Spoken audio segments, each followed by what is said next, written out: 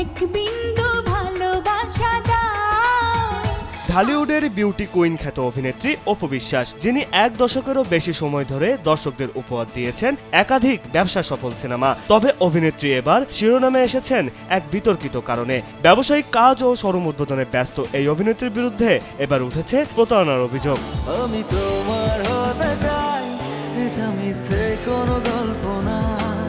জানা যায় রাজধানীর কামরাঙ্গীরচরের একটি রেস্তোরাঁ উদ্বোধনের জন্য পারিশ্রমিকের অগ্রিম 50,000 টাকা নিয়েও উদ্বোধনী অনুষ্ঠানে অংশ না নেওয়ার অভিযোগ উঠেছে অপু বিশ্বাসের বিরুদ্ধে। এ বিষয়ে বাংলাদেশ শিল্পী সমিতিতে প্রতারণার লিখিত অভিযোগ জানিয়েছেন রেস্তোরাঁ মালিকের ভাই, নৃত্য পরিচালক ও অভিনয় শিল্পী প্রিন্স রানা। কি করে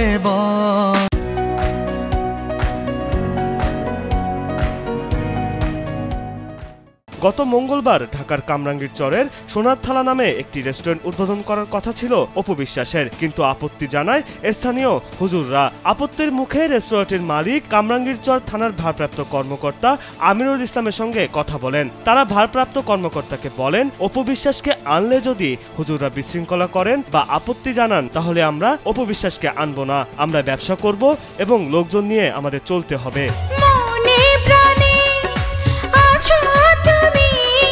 আসলে কামরাঙ্গীরচরে সেই অনুষ্ঠানটি নিয়ে ইতিমধ্যে অনেক কিছুই হয়ে গেছে, যা সবারই জানা। যারা আয়োজক ছিলেন তারা শিল্পী সমিতিতে অভিযোগ করেছেন কিনা তা জানি না।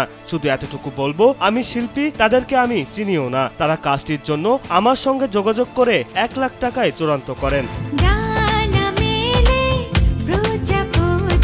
তিনি আরো বলেন, আমি যেহেতু ঢাকায় থাকি, সেক্ষেত্রে জ্যামের কারণে টাইমিং একটু এদিক ওদিক হতেই পারে, কিন্তু তারা আমার জন্য অপেক্ষা না করে অনুষ্ঠানটি শেষ করে ফেলেন। এখন তারা আমাকে দেওয়া অগ্রিম 50,000 টাকা ফেরত চায়, কিন্তু আমি প্রফেশনাল মানুষ, আমি আমার পারিশ্রমিক চাই। তোকে অনেক ভালোবাসি, তোকে অনেক ভালোবাসি।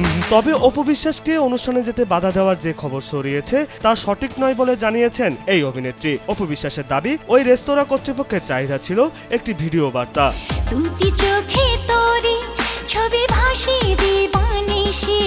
বিনোদন ডেস্ক, কালবেলা।